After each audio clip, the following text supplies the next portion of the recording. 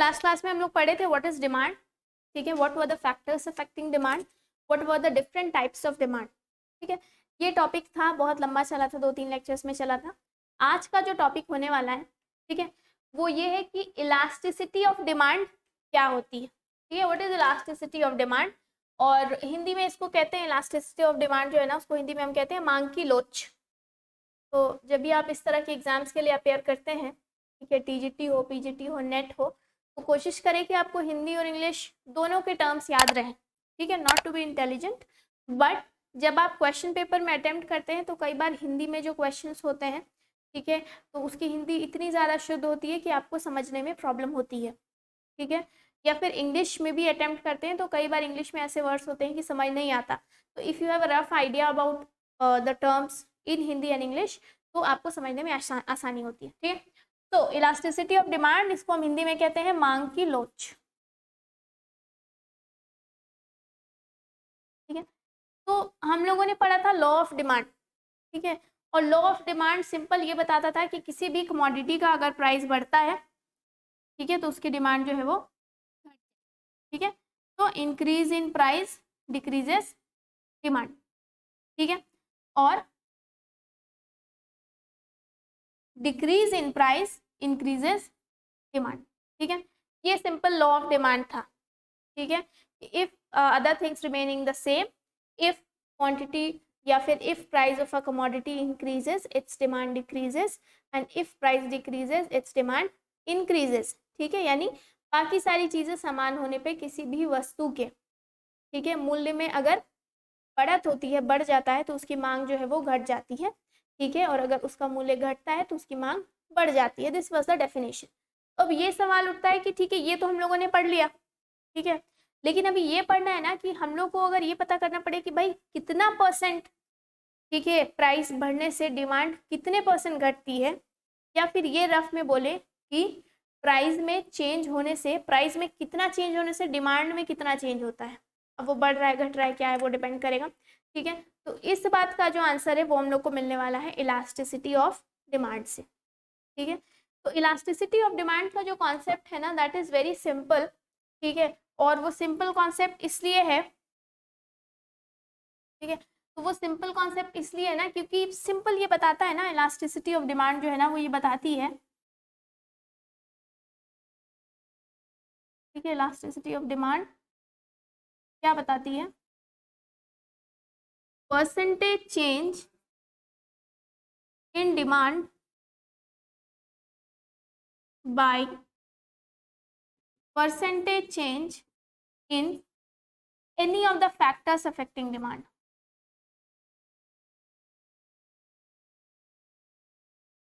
Any of the factors affecting demand, ठीक है। कहने का मतलब है किसी भी चीज की डिमांड में कितना चेंज होगा, ठीक है, percentage change in quantity demanded, उसको हम कंपेयर करते हैं इलास्टिसिटी में by percentage change in factors, एक एक करके। मतलब हम पहला फैक्टर डिमांड को अफेक्ट करने वाला अगर प्राइस है, ठीक है, उसको हम बोलते हैं प्राइस इलास्टिसिटी ऑफ डिमांड। तो अगर हम प्राइस इलास्टिसिटी पढ़ रहे हैं तो हम यहाँ पे लिखेंगे percentage change in demand by percentage change in price.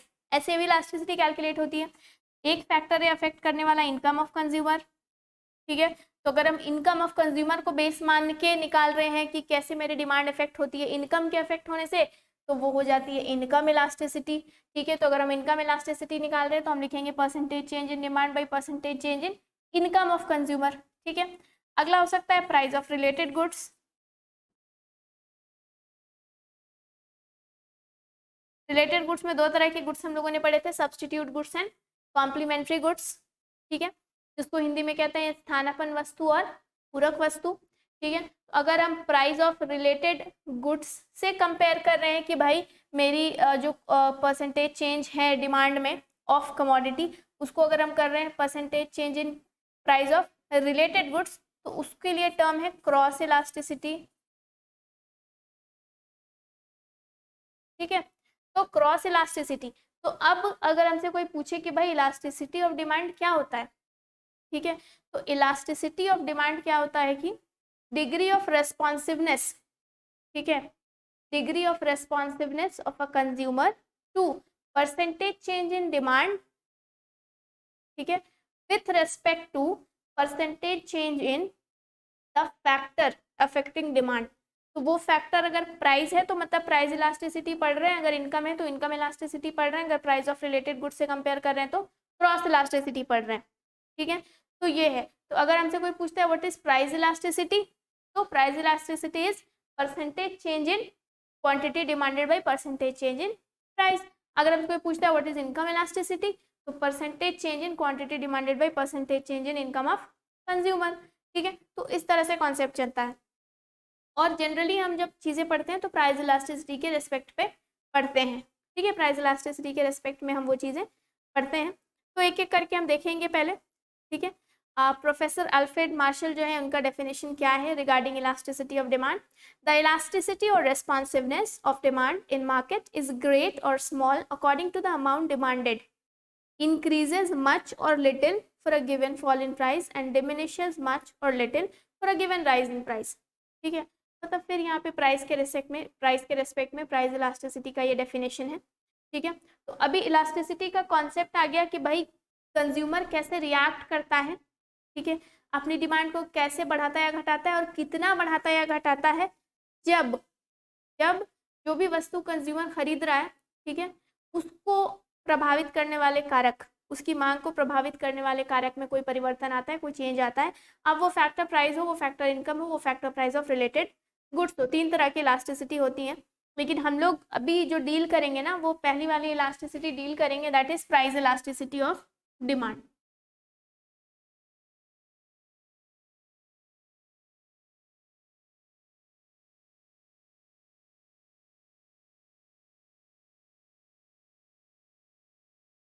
ठीक है, प्राइस इलास्टिसिटी ऑफ डिमांड हम लोग डील करेंगे। ठीक है, उसका डेफिनेशन देखेंगे, उसका एक सिंपल सा पहले कैलकुलेशन देखेंगे, एक कॉन्सेप्ट डेवलप करेंगे कि प्राइस इलास्टिसिटी क्या होती है। ठीक है, कौन कौन से फैक्टर्स हैं जो प्राइस इलास्टिसिटी को अफेक्ट करते हैं, प्राइस इलास्टिसिटी हम कैसे निकालते हैं। ठीक है, क्योंकि हम बार बार बोल रहे हैं कि भाई जब लॉ ऑफ डिमांड पढ़ रहे थे तो वो क्वालिटेटिव था और ये क्वांटिटेटिव है, तो पहले निकाल के देखना पड़ेगा ना कि भाई कैसे कैलकुलेट करते हैं। ठीक है, तो एक सिंपल सा जो है वो डिमांड शेड्यूल बनाएंगे, यानी कि मांग तालिका बनाएंगे, जो ऑलरेडी हम लोग लॉ ऑफ डिमांड में पढ़ चुके हैं, और फिर उससे कैलकुलेट करने की कोशिश करेंगे। ठीक है, तो सिंपल पहले हम ये बनाते हैं।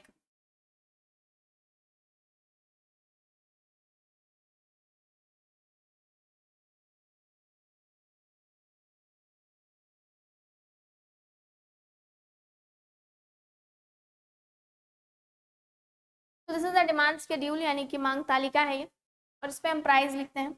फॉर एग्जाम्पल कोई चीज़ थी वो पहले 4 रुपये में मिल रही थी, ठीक है, और अब उसका प्राइस जो है that has turn to 8 rupees.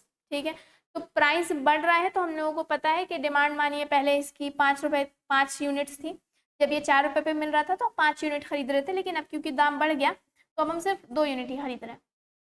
ठीक है, मेरी डिमांड घट गई, लॉ ऑफ डिमांड यही बोलते हैं। अब आता है इलास्टिसिटी का रोल। ठीक है, लॉ ऑफ डिमांड से तो एक्सप्लेन कर दिया। अब अगर हमसे कोई पूछता है, क्योंकि हम प्राइस को यहाँ पे लेके पढ़ रहे हैं, तो ये प्राइस इलास्टिसिटी है। ठीक है, ये प्राइस इलास्टिसिटी कितनी है इसकी। ठीक है, अब हम फॉर्मूला याद करेंगे। फॉर्मूला क्या था, percentage change in quantity demanded by percentage change in price, क्योंकि हम प्राइस इलास्टिसिटी पढ़ रहे हैं। ठीक है, इससे हम लोगों को मिलेगी elasticity of demand, ED short में लिखते हैं। ठीक है, अब ये परसेंटेज चेंज, हम किसी भी चीज़ में परसेंटेज चेंज कैसे कैलकुलेट करते हैं। ठीक है, अब क्योंकि हम क्वांटिटी डिमांडेड की बात कर रहे हैं, ठीक है, तो ये होता है चेंज इन डिमांड, ठीक है, बाय ओरिजिनल डिमांड इनटू 100। ये परसेंटेज चेंज, और ये जो ऐसे ट्राइंगल है ना, ये चेंज के लिए यूज होता है, सिंबल है।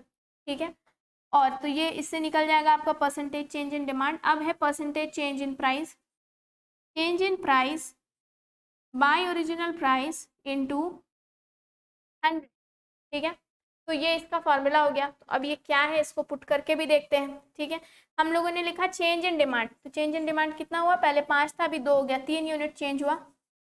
बाई ओरिजिनल डिमांड जो कि थी 5 इंटू 100। ठीक है, चेंज इन प्राइस 4 से 8 हो गया, 4 रुपये का चेंज है। बाई ओरिजिनल प्राइस 4 था इंटू 100। ठीक है, ये आया 60 और नीचे आया 100। तो जो इलास्टिसिटी है दैट इज 0.60, ठीक है, इलास्टिसिटी 0.60। तो अगर किसी चीज़ की इलास्टिसिटी 0.60 है यानी कि 60% है, तो वो सिंपल क्या बताता है, ठीक है, ये बताता है कि यहाँ पे प्राइस में जब 100% चेंज हुआ, ठीक है, तो डिमांड में 60% चेंज हुआ, यानी कि ऑब्वियसली प्राइस हम लोगों ने देखा कि जब 100% बढ़ गया तो डिमांड जितनी भी थी उससे 60% कम हो गई, ठीक है। इसीलिए हम बार बार कह रहे हैं कि जब भी हम इलास्टिसिटी की बात करते हैं तो it brings a quantitative concept, वो नंबर्स में फिगर्स में बताता है, ठीक है। Unlike law of demand, law of demand तो एक नियम था, वो नियम बताता है, और यहाँ पे उस नियम को फॉलो करते हुए जब हम लोग एक डिमांड शेड्यूल बनाते हैं और उससे निकालने की कोशिश करते हैं तो इस तरह से इलास्टिसिटी आती है, ठीक है। तो ये प्राइस इलास्टिसिटी का कॉन्सेप्ट है, ठीक है। 3 तरह की इलास्टिसिटी थी, the first one and the most important one was price elasticity, income elasticity, cross elasticity. हम लोग अभी प्राइस इलास्टिसिटी का कॉन्सेप्ट ले रहे हैं बस दिमाग में कि अच्छा ये इलास्टिसिटी है, ठीक है, ये है डिग्री ऑफ रेस्पॉन्सिवनेस, ऐसा कस्टमर का रिस्पॉन्स आएगा, प्राइस के 100% बढ़ने से डिमांड में 60% चेंज हो जाएगा, यानी कि डिक्रीज हो जाएगी डिमांड, ऑब्वियसली प्राइस बढ़ रहा है तो डिमांड डिक्रीज हो जाएगी। तो दिस इज, और ये इसका फॉर्मूला है, ठीक है, इस तरह से हम लोग इसको लिखते हैं कभी कभी, ठीक है। और किसी क्वेश्चन में जैसे मानिए कि आपका क्वेश्चन है कि प्राइस इलास्टिसिटी ऑफ डिमांड कैसे कैलकुलेट करते हैं, ठीक है, वहाँ पे अगर ये ऑप्शन है तो ऑब्वियसली ये सही है। इसी को थोड़ा तोड़ मरोड़ के भी होता है कि अगर आप इसका 100 ऐसे काट दें, ठीक है, और उसके बाद लिख दें d/d, और आप लोगों को पता होगा नीचे अगर फ्रैक्शन होता है, ठीक है, तो वो ऊपर जाके रेसिप्रोकल हो जाता है, ठीक है।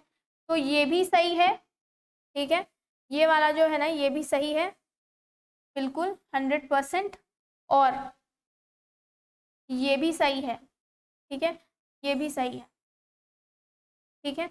तो क्वेश्चन पेपर में अगर ऑप्शन में ये भी है, ये है तो ये भी सही है, ये है तो ये भी सही है, वो सिंपल, वो कुछ नहीं है, बस वो मैथ्स है, ठीक है, उसका डेरिवेशन है, वो 100 ऊपर नीचे कैंसिल आउट हो गया और इसको ऊपर ले जाते हैं तो रेसिप्रोकल कर देते हैं, ठीक है, तो वो चेंज हो जाता है तो उससे ये बना, ठीक है। तो आप इस तरह से भी निकालेंगे ना, अगर आप इस फॉर्मूला पे भी पुट करेंगे तो यहाँ पे है change in demand by original demand into original price by change in price, तो भी यही आएगा, ठीक है।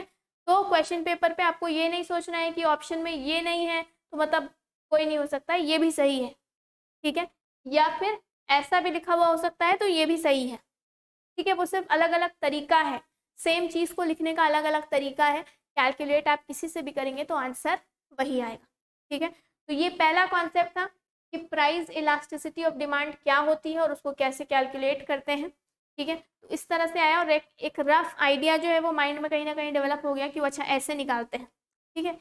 आगे के क्लास में, आगे के लेक्चर्स में जब हम लोग इसको पढ़ेंगे, ठीक है, तो हम लोग और भी इससे रिलेटेड बहुत सारे न्यूमेरिकल्स बनाएंगे प्राइस इलास्टिसिटी से रिलेटेड, ठीक है। और उसके बाद हम लोग पढ़ेंगे डिग्रीज ऑफ प्राइस इलास्टिसिटी, ठीक है, कि जैसे यहाँ पे आया 0.6, तो कभी 1 भी आ सकता है, कभी 2 भी आ सकता है, कभी 3 भी आ सकता है, कभी 0 भी आ सकता है, ठीक है।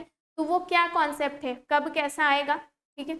एक ग्राफ पढ़ेंगे जिसमें हम लोग अलग अलग इलास्टिसिटी, डिग्रीज ऑफ इलास्टिसिटी को रिप्रेजेंट करते हैं, फिर इनकम इलास्टिसिटी का कैलकुलेशन पढ़ेंगे, फिर क्रॉस इलास्टिसिटी का कैलकुलेशन पढ़ेंगे, ठीक है। फिर हम लोग ये पढ़ेंगे कि प्राइस इलास्टिसिटी का इंपॉर्टेंस क्या है, ठीक है, क्यों, और जो अलग अलग सोसाइटी में लोग हैं, चाहे वो गवर्नमेंट हो या अलग अलग मार्केट को रूल करने वाले लोग हो, मोनोपोलिस्ट हो, परफेक्ट कॉम्पिटिटर हो, ठीक है, कोई बिजनेस पर्सन हो, वो लोग कैसे प्राइस इलास्टिसिटी या फिर इलास्टिसिटी ऑफ डिमांड के कॉन्सेप्ट का यूज़ करते हैं, ठीक है, ये पढ़ेंगे, यानी कि इम्पोर्टेंस पढ़ेंगे, ठीक है।